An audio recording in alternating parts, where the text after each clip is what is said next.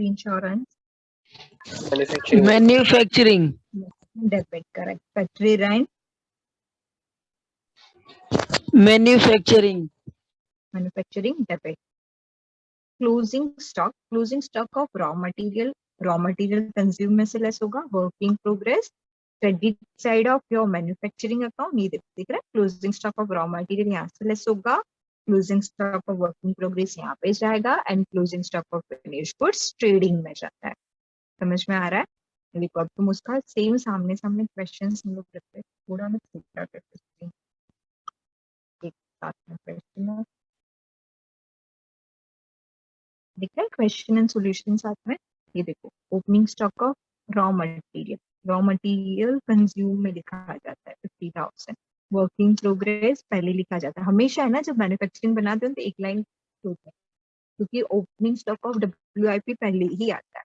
ये raw material consume की इतनी फॉर्मेट हमेशा लिखने का. एक्स्ट्रा अगर कुछ कस्टम ड्यूटी, ऑक्ट्रॉय ड्यूटी आता है तो तुम्हें ऐड करना पड़ता है. अदरवाइज ये फॉर्मेट पूरा पहले से लिख के रखो, या फिर ये हिसाब से फॉर्मेट पहले से इतने तक का लिखोगे ना तो इजी हो जाता है. जो अमाउंट आएगा वो लिखते जाओगे, जो नहीं है उसको डैश करते जाओ. Finish goods of opening stock trading में जाएगा. देखो तुम्हें मैं ये सेकंड पेज नहीं है, मैं तुम्हें शेयर करती हूँ उसका ट्रेडिंग अकाउंट. तो opening stock of finish goods कहाँ पे जाएगा? ट्रेडिंग अकाउंट में. फिर क्या है? परचेज दिख रहा है. Purchase opening stock of raw material में ऐड हो गया, रॉ मटेरियल कंज्यूम में ऐड होता है. फिर क्या है तुम्हारा? फिनिश गुड्स ऑफ परचेज का फिनिश गुड ट्रेडिंग डेबिट में जाएगा.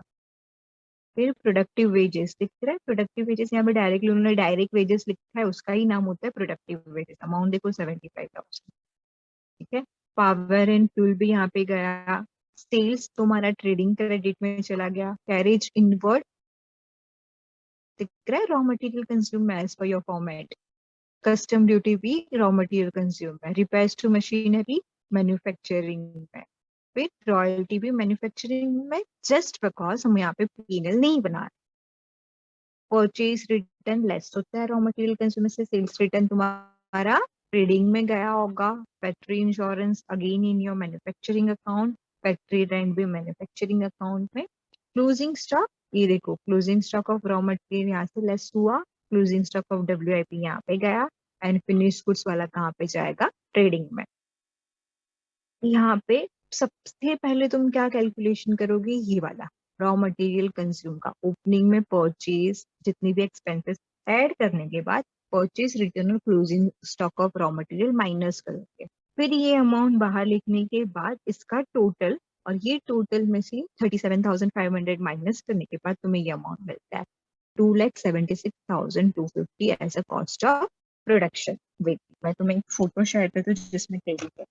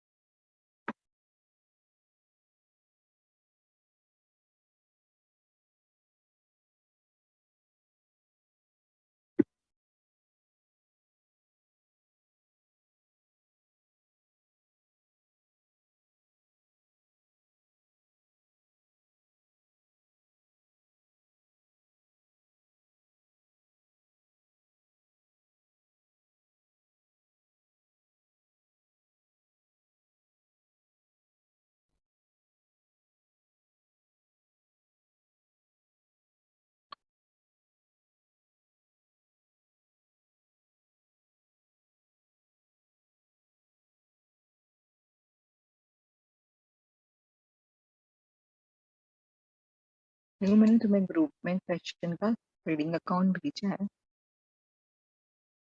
ठीक है. ये opening stock of finish goods जो मैंने बताया था वो. कॉस्ट ऑफ प्रोडक्शन जो तुम्हारा मैन्युफैक्चरिंग से आया. परचेज ऑफ फिनिश गुड भी क्वेश्चन में दिया था. सेल्स और सेल्स रिटर्न और closing stock of finish good ये सब क्वेश्चन में दिया था. नाउ यहाँ पे भी टोटल करोगे तुम डेबिट और क्रेडिट का, जो टोटल ज्यादा होता है हम लोग लिखते हैं और जो कम होता है वहां पे बैलेंसिंग फिगर लिखकर उसको टैली करते हैं। तो यहाँ पे योर क्रेडिट साइड का टोटल ज्यादा था, उसमें से तुमने ये तीनों अमाउंट माइनस करने के बाद एक ग्रॉस प्रॉफिट मिला होगा। उनकी समझ में आ रहा है कि मैं एक्सेल में सॉल्व करूँ? यस कीजिए मिस।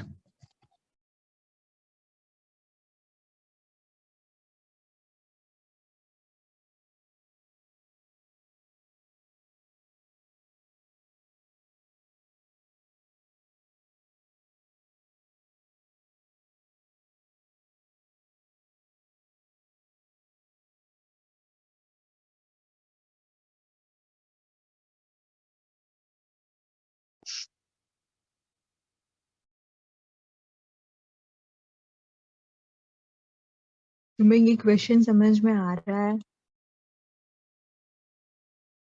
Yes miss. ओके, पक्का तो मैं सॉल्व करूँ कि तुम लोग कर पाओगे ये सॉल्व?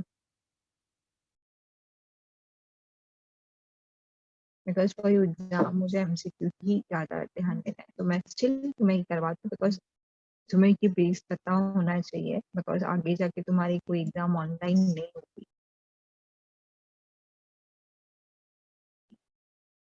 पीडीएफ आ गया। कौन सी? एक बार तुम वापस से गो थ्रू हो जाओ, नहीं समझ में आया तो इसके बाद वाला जो क्वेश्चन है हम लोग एक्सेल में सॉल्व करते करते।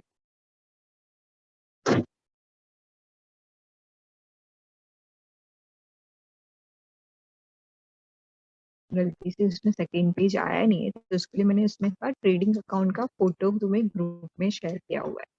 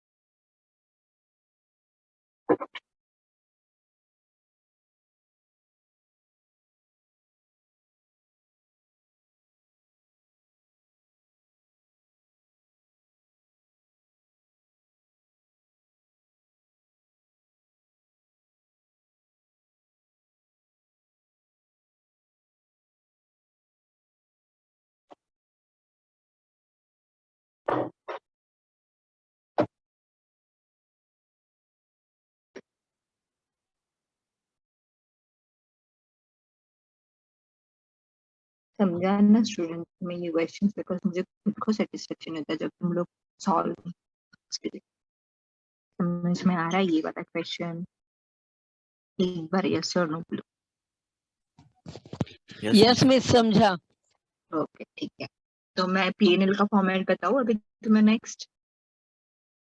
एंड पीएनएल का फॉर्मेट है ना बहुत ही ज्यादा इजी है, इट्स ऑलमोस्ट तुम सबने ऑलरेडी सीखा हुआ है। अगर तुम देखोगे तो ग्रॉस प्रॉफिट और ग्रॉस लॉस जो होता है तुम्हारा ट्रेडिंग से, वो यहाँ पे पहले ट्रांसफर होता है। ग्रॉस प्रॉफिट तुम्हारा कहाँ पे आता है? डेबिट साइड, मतलब वो क्रेडिट बैलेंस ज्यादा होता है, तुम लोग डेबिट साइड देखते हैं। यही ग्रॉस प्रॉफिट पीएनएल में जब ट्रांसफर होता है तो हम उसको क्रेडिट साइड देखते हैं। अगर ट्रेडिंग में ग्रॉस लॉस आया होगा तो तुम उसको ट्रांसफर करके कहाँ पर लिखोगे? Debit side. तो प्रॉफिट ऑलवेज वैसे भी क्रेडिट साइड जाता है, लॉस ऑलवेज डेबिट साइड जाता है। पीएनएल क्या कंसिस्ट करता है स्टूडेंट? जो भी कंपनीज है, वो कंपनी सिर्फ मैन्युफैक्चरिंग करती है तो उसके पीछे सिर्फ फैक्ट्री में ही एक्सपेंसेस नहीं होते, उसके पीछे बहुत सारी टीम वर्क करती है। इधर वो प्रोडक्ट के पीछे रिसर्च एंड डेवलपमेंट होता है, ऑफिस स्टाफ रखा रहता है, वो जो तुम्हारे वेजेस जिसको पे करते थे उसके पीछे हम लोग को क्लर्क लगते, उनको सैलरी पे करना पड़ता है। तुम्हारे मैनेजर होते हैं जो सिर्फ मैनेज करते, उनको तुम्हें सैलरी पे करना पड़ता है। तुम सारे बिल है, इनवॉइस जो बनाते उसके पीछे प्रिंटिंग का एक्सपेंसेस होता है, इलेक्ट्रिसिटी का एक्सपेंसेस होता है, फुल बिल्डिंग है उसके पीछे रेंट का एक्सपेंसेस होता है। तो ये सारी चीज को मैं मैन्युफैक्चरिंग एक्सपेंसेस नहीं बोल सकती, वो सारे मेरे क्या हो जाते हैं, office and administrative, even this selling and distribution expenses. तो मुझे सेल्स करने के पीछे भी बहुत सारे एक्सपेंसेस होते हैं। For example, if I want to sell a product, मैं एडवर्टाइजमेंट करती हूँ, तो एडवर्टाइजमेंट करने के पीछे भी मेरा सेल क्या था, टीवी का ऐड कर दिया, न्यूज़पेपर में ऐड किया, तो वो फ्री ऑफ कॉस्ट तो नहीं होता है, उसके पीछे भी मेरे एक्सपेंसेस होता है। That all expenses are known as in selling and distribution. तो ये जो अदर देन मैन्युफैक्चरिंग एक्सपेंसेस होता है वो सारा पीएनएल में जाता है। कभी मैं कुछ सेल करती हूँ तो उसके पीछे मुझे ट्रांसपोर्टेशन पे करना पड़ता है, कंपनी इनकम अर्न करती है तो उसके पीछे उसको इनकम टैक्स पे करना पड़ता है। ये सारी चीज को हम लोग क्या बोलते हैं, ऑफिस एंड एडमिनिस्ट्रेटिव एक्सपेंसेस और सेलिंग एंड डिस्ट्रीब्यूशन एक्सपेंसेस। और वो सारे एक्सपेंसेस स्टूडेंट पीएनएल में जाते हैं। पीएनएल के डेबिट साइड सारे एक्सपेंसेस आते हैं, सैलरी है, rent and rates and taxes है, जो टैक्स तुम पे करते हो। तुमने कोई इंश्योरेंस लिया है तो इंश्योरेंस का प्रीमियम जो पे करते हो यहाँ पे जाता है। ट्रैवलिंग एक्सपेंसेस तुम्हारे वर्कर को, गवर्नमेंट को, सबको, मतलब सॉरी मैनेजर्स को या जो सेल्समैन है उनको ट्रैवलिंग एक्सपेंसेस पे करते हो। जनरल एक्सपेंसेस होते हैं, अदर देन बहुत सारे एक्सपेंसेस होते हैं, पेट एक्सपेंसेस होते हैं। कैरेज आउटवर्ड, जब सेल करने के पीछे तुमने कुछ कैरेज पे किया तो पीएनएल में जाता है। कैरेज इनवर्ड मैन्युफैक्चरिंग में जाता है बिकॉज वो परचेज के टाइम पे होता है। रॉ मटेरियल परचेज के पीछे हुआ होगा, उसके लिए कैरेज इनवर्ड हम लोग लिखते हैं इन योर मैन्युफैक्चरिंग, और कैरेज आउटवर्ड जाता है पीएनएल में। Telephone expenses, postage, telegram, printing, stationery, insurance, conveyance, सारे इंटरेस्ट ऑन कैपिटल, मतलब जो बैंक जो प्रोप्राइटर ने कैपिटल इंट्रोड्यूस किया है उसके पीछे वो इंटरेस्ट पे करते, वो उसकी प्रोप्राइटरशिप के लिए इनकम है, खुद को इनकम है, बट कंपनी उसका जो प्रोप्राइटरशिप फर्म है वो फर्म के लिए क्या है, उसको एक्सपेंसेस। डिस्काउंट अलाउड, तुमने कुछ सेल्स का प्राइस कम करके प्रोडक्ट सेल किया तो डिस्काउंट भी तुम्हारा एक्सपेंसेस है। Bank charges, depreciation on your office, और ये फर्नीचर पे होता है तो ही, वही कोई मशीन के ऊपर डेप्रिसिएशन आता है तो अगेन मैन्युफैक्चरिंग में जाता है। बिल्डिंग का डेप्रिसिएशन है या तुम्हारा ऑफिस का फर्नीचर का कोई डेप्रिसिएशन है तो वो सारा इसमें जाता है। ऑडिट फीस, तुम ऑडिट करवाते हो थ्रू योर सीए तो ऑडिट फीस भी यहाँ पे। बैड डेब्ट्स बहुत इंपॉर्टेंट कैलकुलेशन है। बैड डेब्ट्स क्या होता है student, do you know meaning of bad debts? Miss जब हमारा कोई है और जब वो फिक्स हो जाता है कि अब ये बंदा हमको पैसा नहीं देगा तो वो जाता है।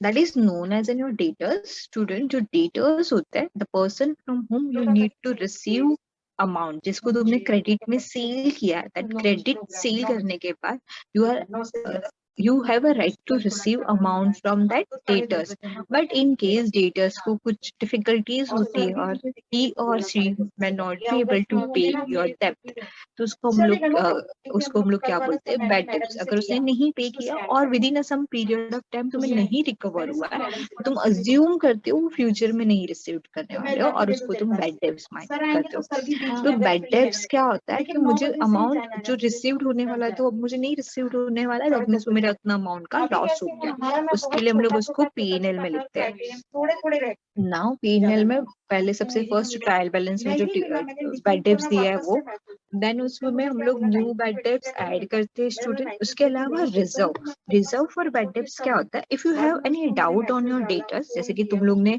मुझे कुछ क्रेडिट में सेल किया and you all people are having doubt कि मैं तुम्हें पे करूंगी, दैट मींस तुम क्या सोचते हो कि अगर मैम ने मुझे नहीं पे किया तो मेरे लिए उतना अमाउंट का क्या हो जाएगा, लॉस हो जाएगा। तो तुम क्या करते हो, उसका एटलीस्ट वो फ्यूचर में लॉस होना है तो थोड़े से पहले से रिजर्व करके रखते हो। तो रिजर्व किया तो क्या होगा, फ्यूचर में मेरा जो लॉस होने वाला है मैं वो रिजर्व से यूज करूंगी। तो अगर कोई बैड डेब्ट्स है तो उसमें कोई न्यू रिजर्व करने वाले तो तुम ऐड करो, क्यों, बिकॉज उतना अमाउंट में साइड पे रखना है। तो तुम लेस करते हो ओल्ड रिजर्व, लास्ट ईयर तक तुमने जो रिजर्व करके रखा था फॉर योर बैड डेब्ट्स, तो ये ईयर तुम उसको यूटिलाइज करोगे। ऑब्वियसली तुमने लास्ट ईयर का रिजर्व क्यों रखा था कि ये ईयर कुछ बैड डेब्ट्स होगा तो मैं उसको वो रिजर्व में से यूज करूंगी। तो उसके लिए ओल्ड रिजर्व ऑलवेज लेस होता है कि तुम अभी यूज कर रहे हो, उसको यूटिलाइज कर रहे हो, और न्यू रिजर्व तुम फ्यूचर के लिए क्रिएट कर रहे हो, तो उसके लिए वो तुम्हारे लिए ऐड होता है। समझ में आ रहा है बैड डेब्ट्स का transactions? Yes, miss. Yes, ma'am. Okay, then commission तुमने कुछ पे किया है टू योर सेलर या सेल्स, जो तुम्हारे सेल्स मैन है, तो यहाँ पे जाता है। सेम टाइम पे तुम्हारा क्रेडिट साइड सारी इनकम आती है स्टूडेंट। रेंट तुमने कुछ part of the your factory building या कंपनी का पार्ट तुमने रेंट पे दिया, रेंट रिसीव्ड होता है, कोई अकाउंट पे तुम्हें इंटरेस्ट ऑन होता है, कमीशन ऑन होता है, तुमने किसी का प्रोडक्ट तुम्हारे प्रोडक्ट के साथ सेल किया तो कंपनी तुम्हें कमीशन पे करती है, तो कमीशन ऑन, कोई भी चीज एज एन ऑन होती है या इनकम मिलता है तो क्रेडिट साइड ऑफ P&L जाता है। Any RBDD that is reserve for bad debts, वो एक्सेस में आए, मतलब जो तुमने मैंने लास्ट ईयर 10,000 का रिजर्व किया था, ये ईयर मेरा बैड डेब्ट्स ही 9,000 हुआ है, तो 1,000 मेरे लिए क्या हो गया, एक्सेस था, तो मेरी इनकम होगी ना, तो वो यहाँ पे जाता है। अगर कभी तुमने एक्सेस रिजर्व किया फॉर योर बैड डेब्ट्स तो क्रेडिट साइड, मतलब ये टोटल, इसमें अगर आंसर तुम्हारा नेगेटिव आता है तो ये साइड चला जाता है। यहाँ पे नहीं, नेगेटिव में नहीं लिखते हो तुम, वो नेगेटिव होगा।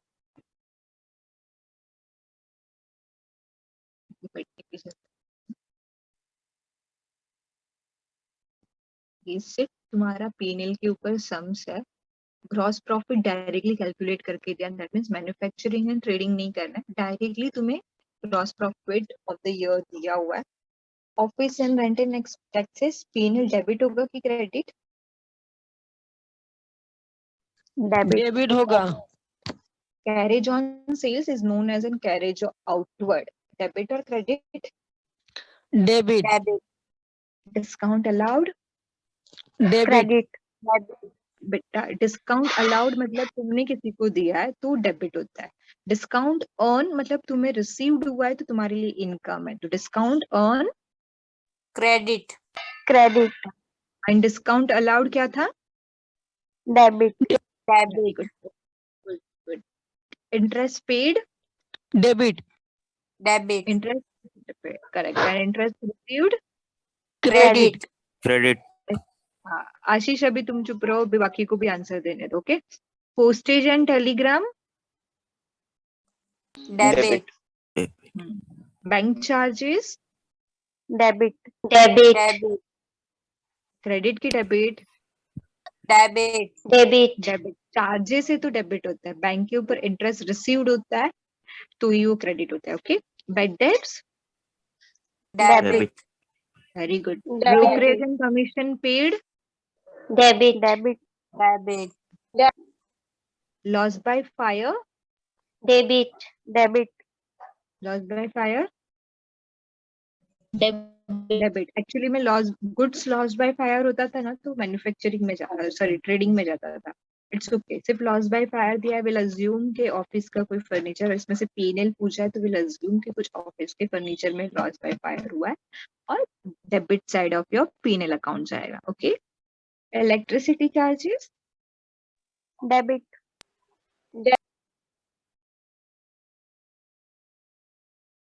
ओके आशीष, तुझे आंसर देना है तो दो, ऐसा नहीं था सिर्फ तुम्हारा आवाज आता तो बाकी लोगों को चांस नहीं मिलता था, उसके लिए मैंने बोला। ऐसा कुछ भी नहीं है कि आंसर देना तुम्हारा राइट्स है तो तुम्हें आंसर नहीं देना। If you want you can give answer, no problem at all. मेरा इंटेंशन यही था कि बाकी लोगों को भी ऐसा फील हो कि उन्होंने आंसर दिया है। ठीक है, मेरा ऐसे कोई मतलब नहीं था, तुम लोग ऐसे कोई पर्सनल मत लो, तुम्हारा आवाज आ रहा था उसके लिए मैंने सिर्फ बोला कि किसी और को भी चांस दो। This is not fair, this is fair, ये सारी चीज तुम मुझे मत सिखाओ बेटा, मेरे लिए सारे स्टूडेंट इक्वल है। You can not right like this in your chat box, और सारे स्टूडेंट्स उसको पढ़ भी रहे। I don't have any personal grudges with you, जिस सच इसके लिए कि मुझे पता है तुम्हें आंसर आ रहा था तो एटलीस्ट बाकी लोगों को भी आंसर आए तो मुझे पता चल कि फुल क्लास को मैं सिखा रही हूँ।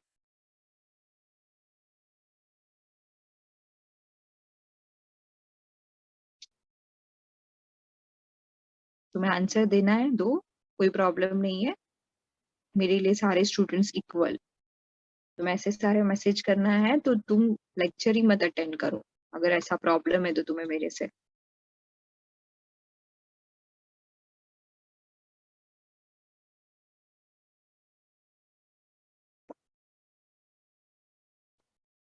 ये बाकी स्टूडेंट्स भी फिर हमको बोलते हैं कि हम, मैं बोलती हूँ उसके पहले ये लोग आंसर दे देते, ये आंसर दे, तो उनको भी तो चांस मिलना चाहिए ना। हाँ हाँ चलो तो अच्छा ये कल ही करना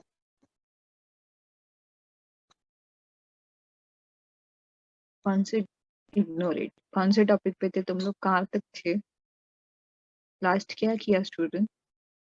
Loss by fire. Electricity charges. Electricity charges कहाँ पे जाएगा? Debit side. Electricity charges debit. Magazine and periodicals, magazine भी हम लोग बाय करते हैं ना अपने वहाँ पे, जो आते हैं बहुत सारे लोग इन कंपनी आते हैं तो उनको रीड करने के लिए या वर्कर के लिए हम लोग परचेज करते हैं, तो भी तुम्हारा क्या एक्सपेंसेस है। I am not going to ask any question to any student, मैं ही क्वेश्चंस बोलूंगी और मैं ही आंसर दूंगी, बिकॉज अगर तुम सबको प्रॉब्लम है मेरे क्वेश्चन पूछने पे और तुम्हें आंसर देने में, तो अभी मैं ही आंसर क्वेश्चन बोलूंगी, मैं ही आंसर दूंगी, मैं अज्यूम करूंगी कि मैं खुद ही पढ़ा रही हूँ खुद को। Bed debts recover, bed debts तुम्हें रिकवर हो रहा है तो तुम्हारी इनकम हो रही है और वो इनकम क्रेडिट साइड जाती है। इवन तुम लोग बेड डेब्ट्स में से माइनस भी कर सकते हो। यहाँ पे कितना बेड डेब्ट्स था, 150 था, और उसमें से तुम्हें 150 रिकवर्ड हुआ, तो 150 में से 150 माइनस करोगे तो 0 हो जाता है। डेप्रिसिएशन ऑन मशीनरी, यहाँ पे हम लोग सिर्फ पीएनएल बना रहे हैं, उसके लिए पीएनएल की डेबिट साइड लिखेंगे, अदरवाइज हम लोग कहाँ पे लिखते थे, मैन्युफैक्चरिंग में। ट्रेड एक्सपेंसेस, कोई भी ट्रेडिंग एक्सपेंसेस भी हो रहा है तो हम लोग यहाँ पे पीएनएल की डेबिट साइड ही लिखेंगे। तुम देखोगे यहाँ पे तो ग्रॉस प्रॉफिट जो क्वेश्चन में दिया था क्रेडिट साइड गया, जितने भी एक्सपेंसेस थे सारे एक्सपेंसेस यहाँ पे आए। यहाँ पे उन्होंने बेड डेब्ट्स यहाँ पे लिखा है और बेड डेब्ट्स रिकवर्ड यहाँ पे भी लिखा है, ये भी करेक्ट ऑप्शन है। हर इवन तुम बेड डेब्ट्स में से बेड डेब्ट्स रिकवर्ड माइनस कर देते हो और यहाँ पे शो करते हो तो वो भी करेक्ट है। तुम्हें जैसे याद रहता है तुम वैसे लिख सकते हो, ठीक है। ये क्वेश्चन कर सकते हो तुम लोग सॉल्व, यस और नो? Yes, sir. Yes. पक्का? तो तुम Yes. सॉल्व कर सकते, हाँ तो सॉल्व कर सकते हो।